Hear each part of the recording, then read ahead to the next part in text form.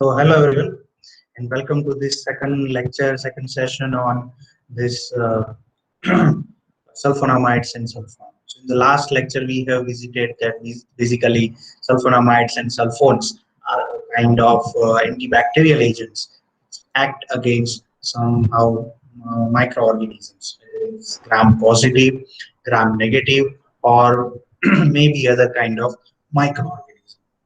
So in these sessions, we are going to discuss majorly what are the structure activity relationships and further advancements such as classification, side effects, and whatsoever. So that we are going to discuss further. Whatever we covered till now, we have seen that this was a gentleman, Gerhard Domek. So he has discovered a kind of prontosil dye, and that prontosil dye, which has been found as inactive, uh, that was metabolized into the body to certain sulfonamides, and these sulfonamides possess antibacterial activity. So thus, the sulfonamides can be classified in this way. And so nomenclature-wise, we have seen that they can be shown by three different ways: sulfonamides, prodrugs, and sulfonylamides, as well as this non-allyl kind of sulfonamide. The major difference is that in between the NH2 and phenyl ring there is a spacer, and thus that's why it is not a kind of mechanism of action. That these are the sulfonamides. They act by inhibition of this thymidylate synthetase enzyme, as well as they also act by somehow kind of here this dihydrofolate reductase inhibitor, especially trimethoprim, which is a bacteriostatic showing bacteriostatic action. And this is a basically somehow chart which displays that how the sulfonamides can display their antibacterial action selectively in bacteria but not in. The reason behind this that the pathways which are for the synthesis of tetrahydrofolic acid from folic acid is totally different than that of the bacteria with and spectrum of the action. That wide spectrum of action of sulfonamides is known for their antibacterial activity, and you can see on the screen that Klebsiella pneumonia and so many others are there against which sulfonamides are. The sulfonamides undergo ionization just like peraminobenzoic acid, that upon dissociation produces H plus ion and this crystalluria, and this we have to discuss our remaining discussion from here onwards. So till the time we have seen in the last session, in this session we are going to discuss majorly what are these components of structure activity relationships, side effects, and classification of sulfonamides. So friends, as you have seen that sulfonamides are no more than PABA analog, para-amino benzoic acid analog. So in this, if you refer to the structure of sulfonamide, they are just, we can consider somehow replacement or substitutions of para-amino benzoic acid. So however, these sulfonamides and their metabolites, they are excreted in urine. Naturally, if they do not excrete through urine, then they can cause toxicity. So they are water soluble and almostly poorly water soluble in their ionized form. Right. So they will undergo acetylation at their end. Means the nitrogen which is present on aniline, that is undergoing this acetylation, and thus it possesses this N-acetylated metabolite which is easily excreted.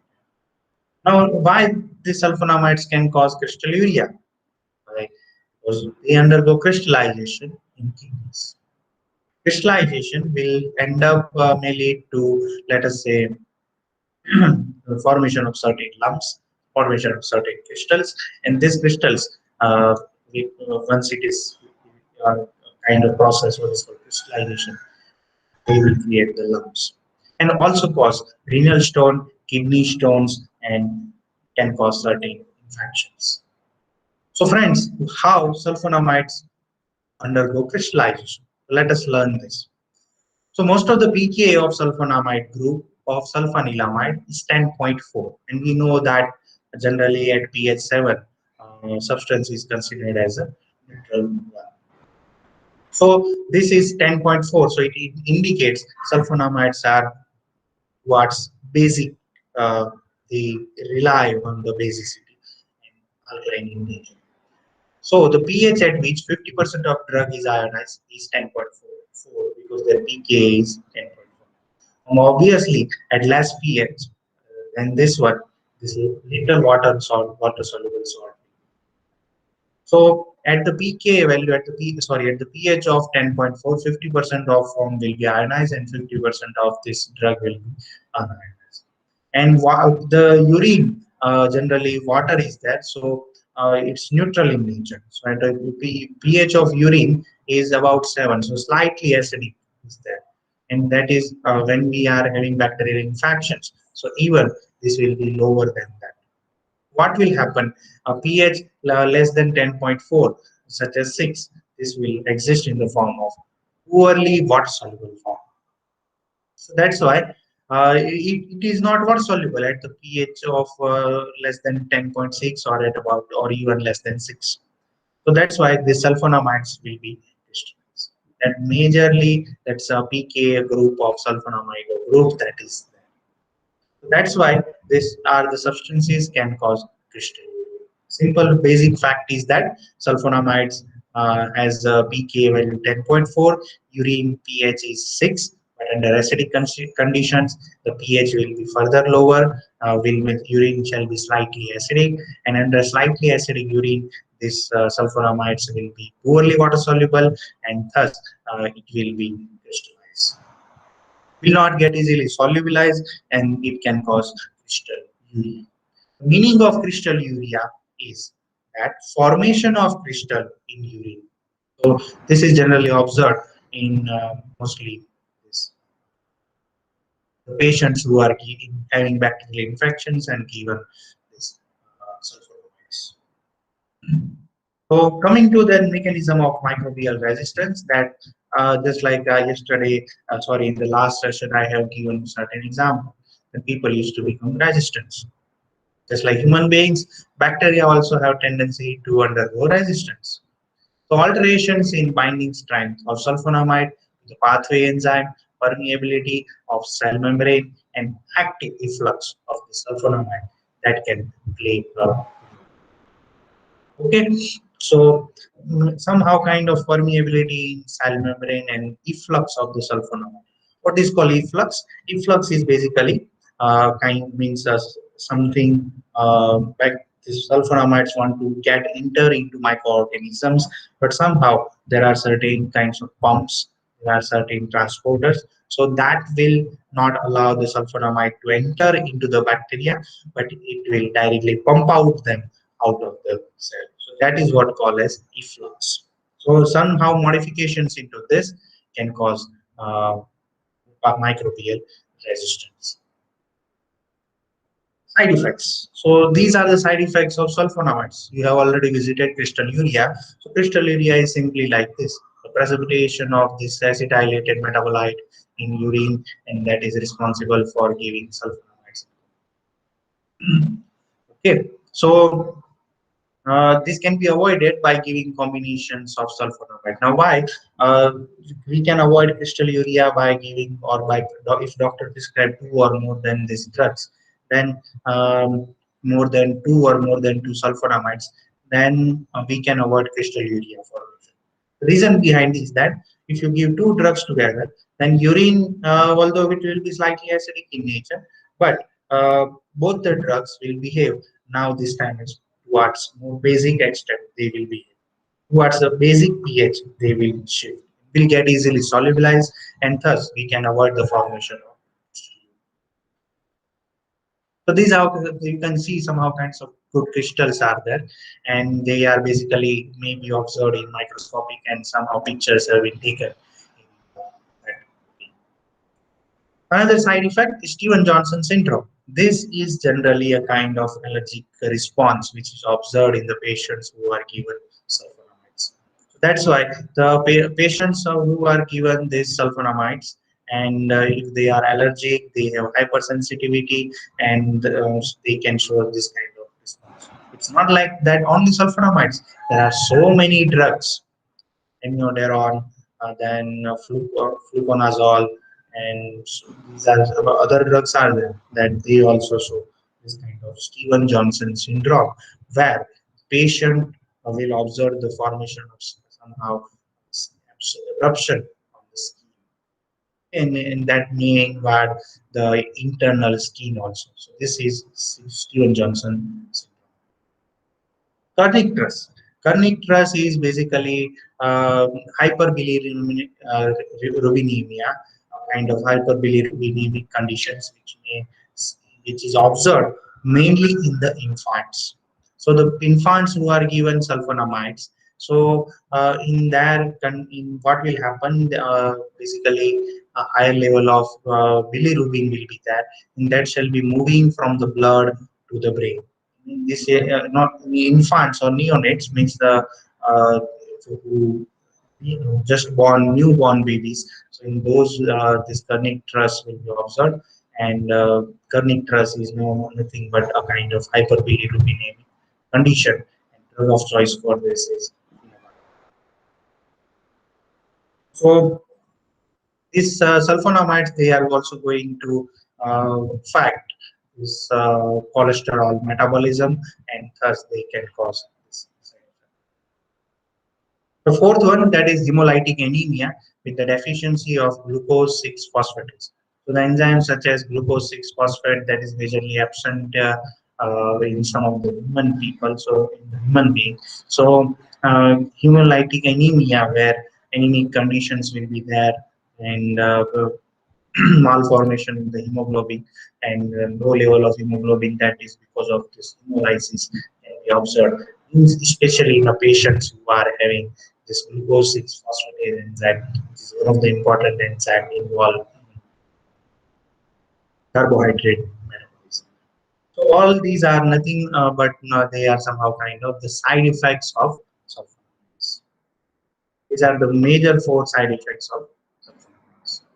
Now coming to the structure activity relationship, this is in what is called structure activity relationship. So friends, this is basically a structure is that somehow modifications are carried out, such as incorporation of fluoro, chloro, bromo, hydro.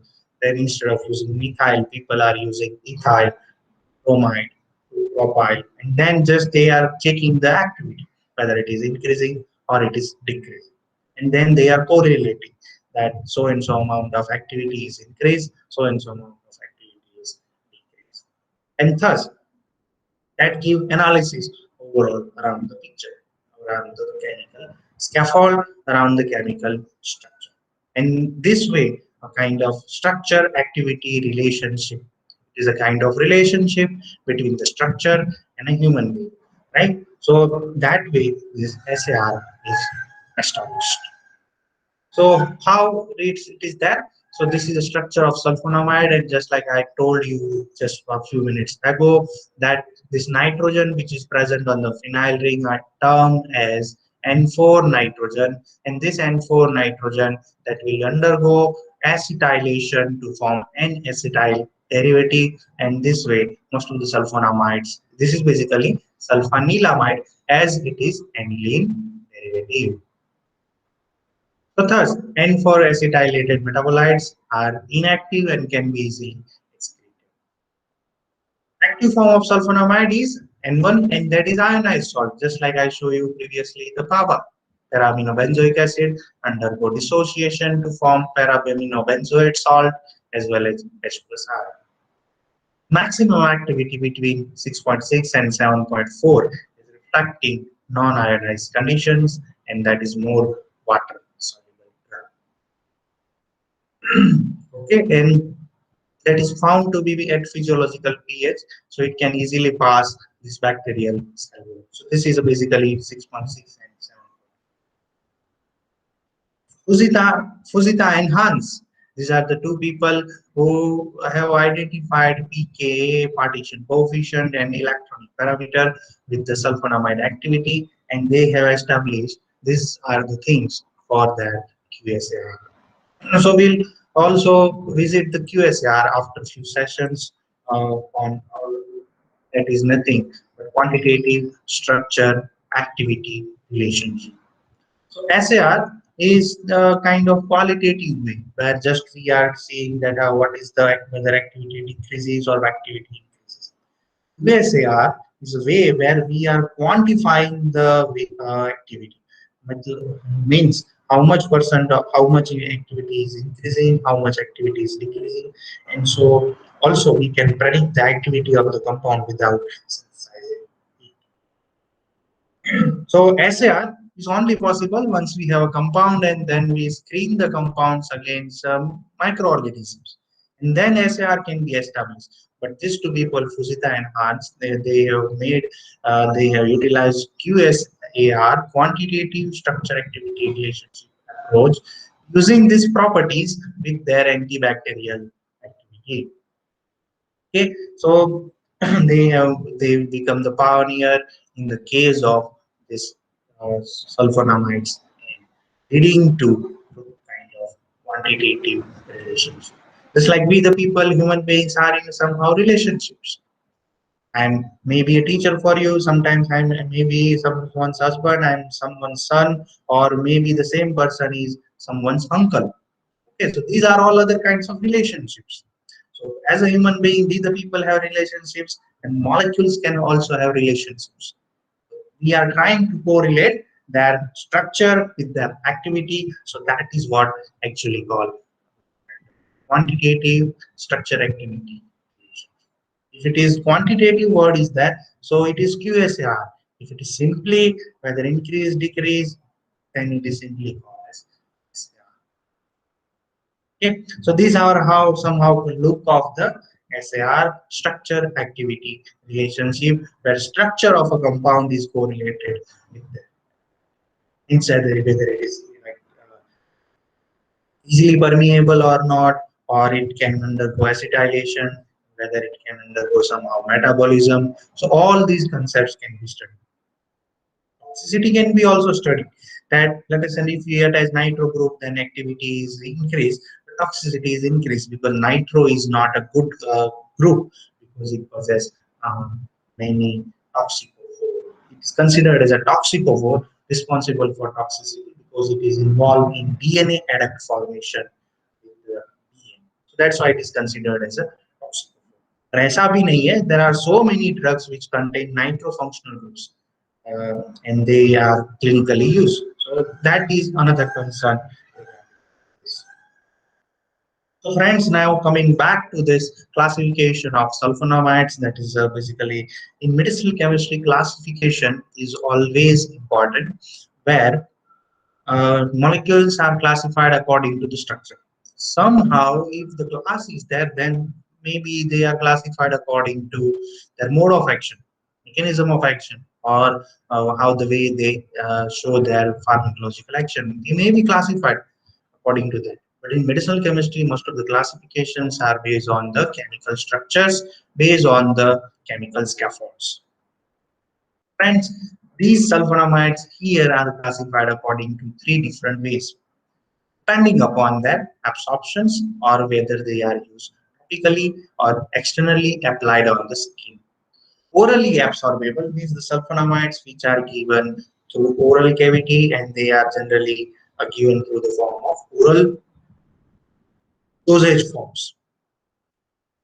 Poorly absorbable sulfonamides which are not easily absorbed into the gut, gastrointestinal tract, or in our larger or smaller intestine.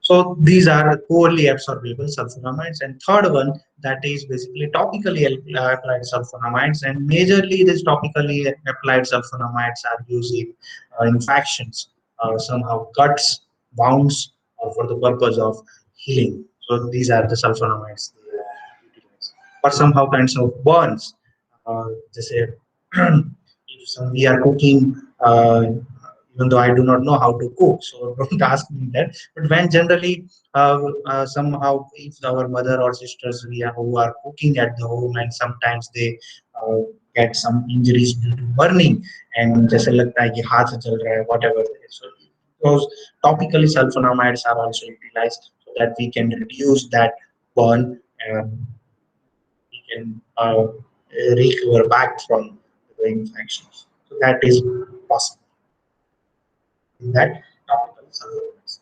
Now, coming to, let us see these oral absorbable sulfonamides. So these are the class structures of the sulfonamides. In chemistry, structures are difficult to remember. But here, the structures are majorly classified. They are given the names according to their heterocyclic ring, which is present in themselves. Always I used to tell to you people that whenever you are drawing the structure, have a habit of sitting with pen and paper. Simply आप देख रहे हो structure sulfa thiazole, sulfa methoxazole, sulfa diazole, sulfa pyridine. You will not remember the structure. For remembering the structure, you must have a habit of drawing the structure. PPT में देखते जाओ, slide में देखते जाओ, structure draw करते जाओ. तभी आपको structure याद रह पाएगा. Otherwise, it will not be easy for you to remember the structure. So let me decode what is sulfamethiazole. So sulfamethiazole, that contains three words: sulfamethiazole. Okay, so sulfa is basically, it is indicating that there is a presence of anilide, sulfonamide, SO2, phenyl NH2, so that is present. Methiazole, so me, it indicates here there is a presence of methyl. So me is basically for methyl group, which is present over here, and this is actually called thiodiazole ring because it possesses one sulfur, and diazole means एक sulfur है and two diaza, तो उसको बोला है 135 sulfa thiodiazole. Okay, and जब भी किसी भी सब्सटेंस के पीछे OLE लगता है ना, so OLE is basically a stem for 5-membered ring. So whatever the ring is there and it is 5-membered, so उनके नाम के end में हमेशा OLE लगा रहता है. Just like this is a diazole because it contains two nitrogen, since it is 1, 2, 3, 4, 5, 5-membered. That's why it is termed as sulfa, uh, or simply you can call it thiodiazole.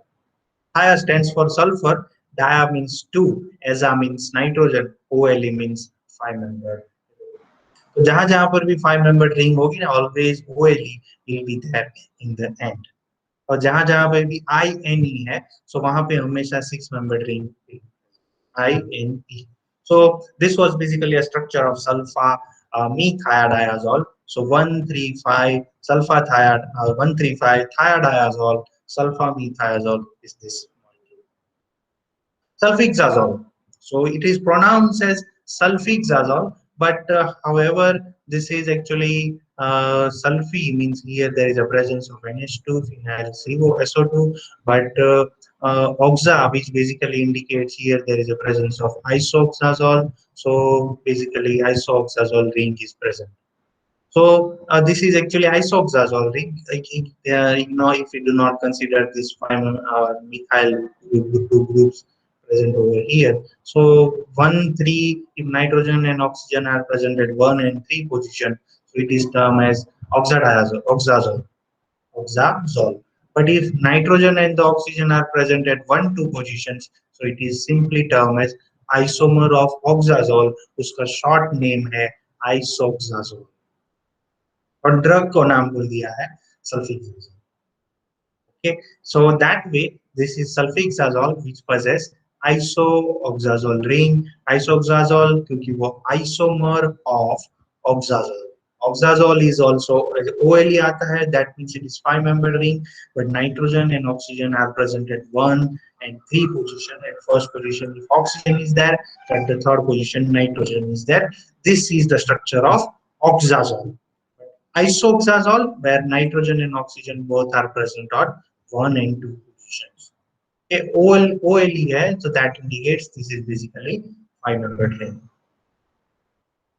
Then another sulfonamide, which is also orally absorbable sulfonamide, that is sulfamethiazine, and that possesses this pyrimidine ring, which is 1, 3. You can call diazabenzene. Okay, so in the structure of a benzene ring, at first and third position, if there is a presence of two nitrogens, so it is termed as pyrimidine. So pyrimidine is the name of this ring and it is termed as sulfamethiazine. And remember, जब भी किसी ring के पीछे नाम के and में I N E होता है, so I N E is indicating it is six-membered ring. So total six-membered ring is this sulfamethiazine. So it is one, two, three, four, five, six-membered cyclic aromatic, heteroaromatic, heterocyclic ring. Okay. Now sulfacetamides. So this is basically again a self structure of sulfone ring, but there is no heterocyclic ring is present over here. But simply this NHCOCH3 is present. So this any sulfonanilamide का जो acetyl group है that is there, and that's why because of this it is termed as sulfacetamide. Okay, and that is highly used in conjunctivitis in the formulations of eye drops. So sometimes the patients who are having conjunctivitis and they are taking the eye drops into their eyes, so that contains majorly the sulfacetamide. Morphinate sodium, we will visit the same structure. So that is also one of the ingredient which is used in the formulations of this eye drops. Okay. So again, coming back to some other sulfonamides, so let us orally absorbable sulfonamides. So sulfa-chloropyridazine. NH2 phenyl SO2 is the same, but pyridazine is again just like I told you, INE. So it is six-membered ring. Okay, and pyridazine because this is a ring which is contains nitrogen one two positions, one two diazabenzene. Benzene का ही structure है but first और second position पे nitrogen is a part of heterocyclic ring. That's why it is termed as sulfapyridazine. Okay, structure is much easier to remember and जो nitrogen में ring है जो जिस heterocyclic ring that is termed as pyridazine ring. Also, the ring is cyclic in nature, but it is termed as heterocyclic because of the presence of heteroatoms. Heteroatoms are sulfur, nitrogen, selenium, oxygen, and whatsoever they are.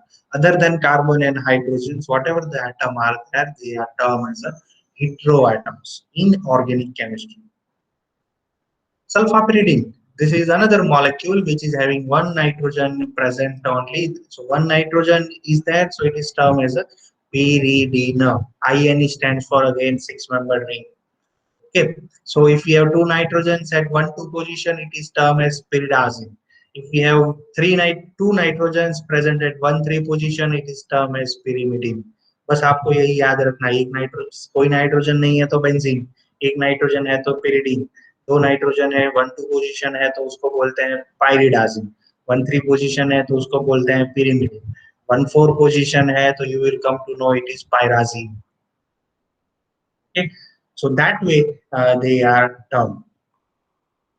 This is another molecule, sulfomethoxazole. So only the difference between sulfixazole, which we visited in the last slide, previous slide. So it was having this structure, acetyl group was there, and two methyl were there. So here only the difference is there are no two acetyl group नहीं है और दूसरा methyl group भी नहीं है. In fact, it is isomer of oxazole ring that is no more than isoxazole.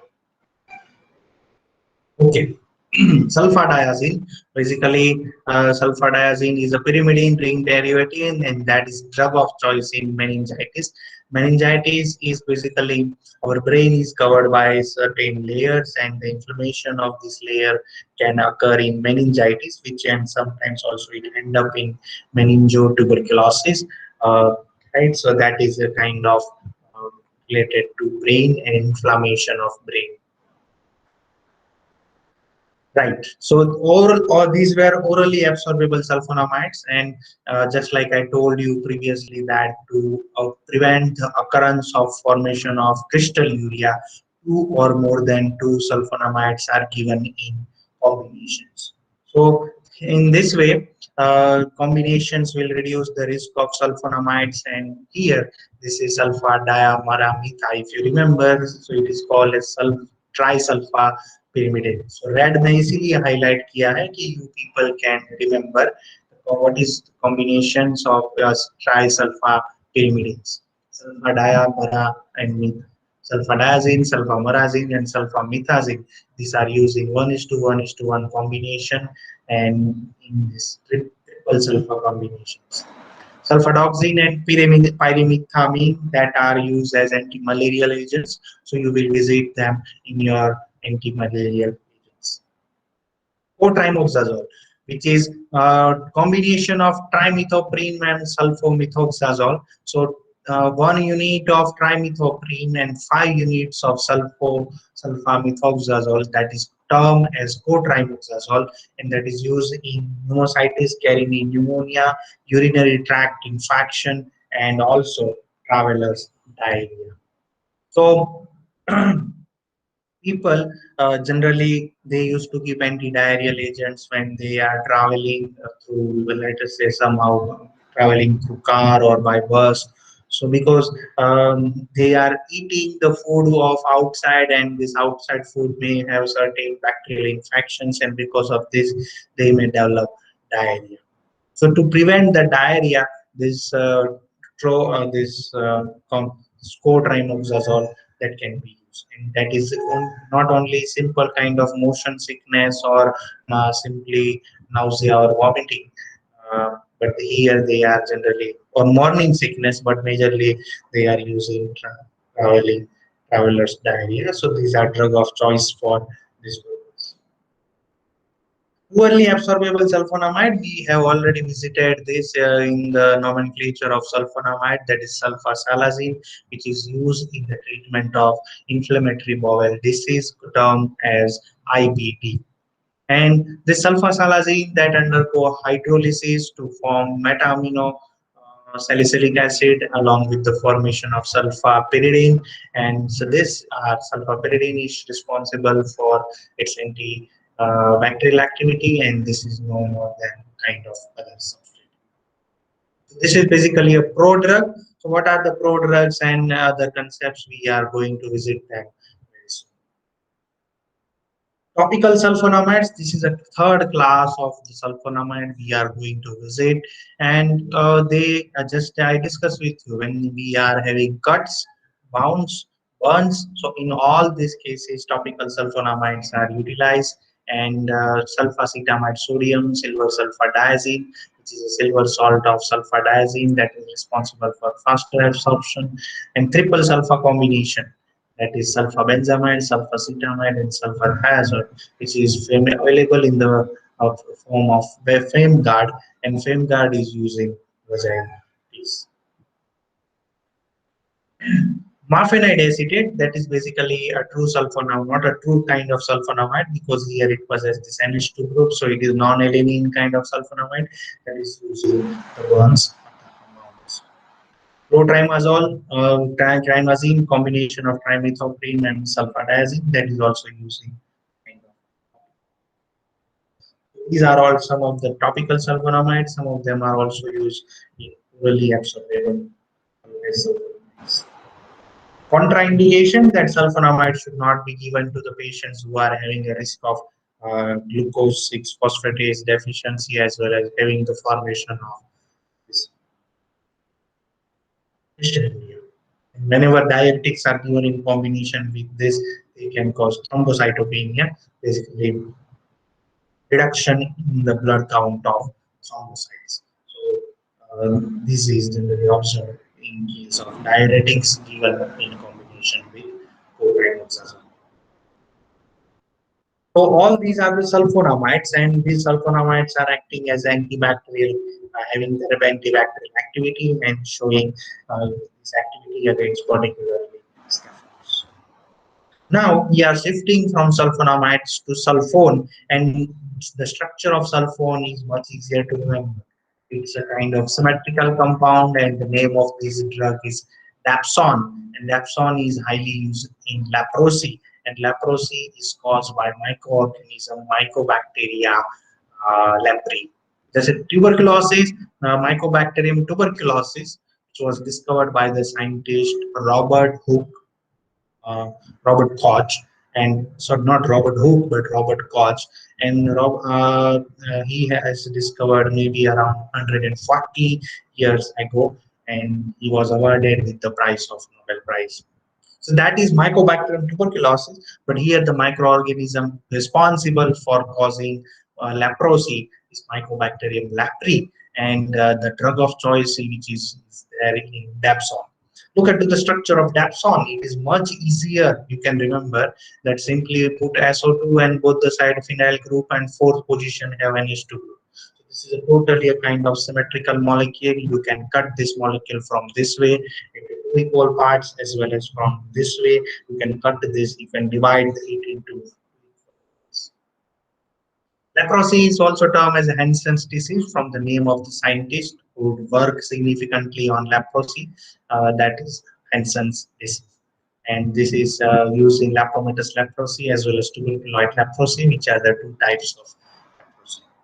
And it is metabolized by acetylation, the nitrogen which is present on phenyl ring that will have a tendency to undergo acetylation and also can undergo enterohepatic circulation. What is enterohepatic circulation?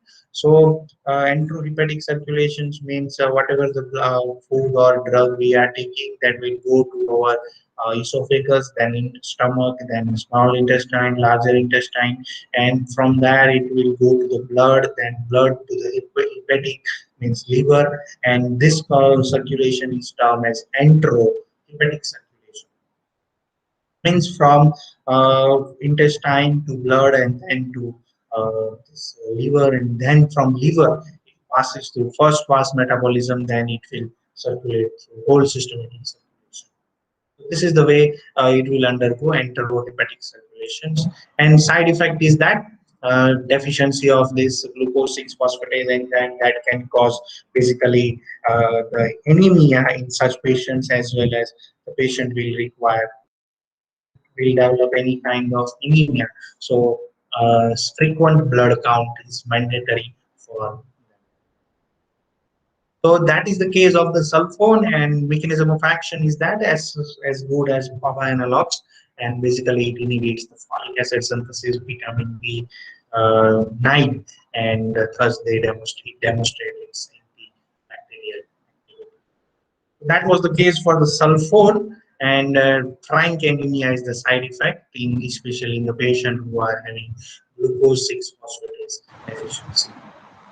So this is a reference I have referred for this, Wilson and Giswold, from which all the content I have taken. You can refer. These books, soft copies are already available with you people on YouTube or wherever, and you can access them according to need. And with this, we are ending our session for today. So thank you all. Thank you. So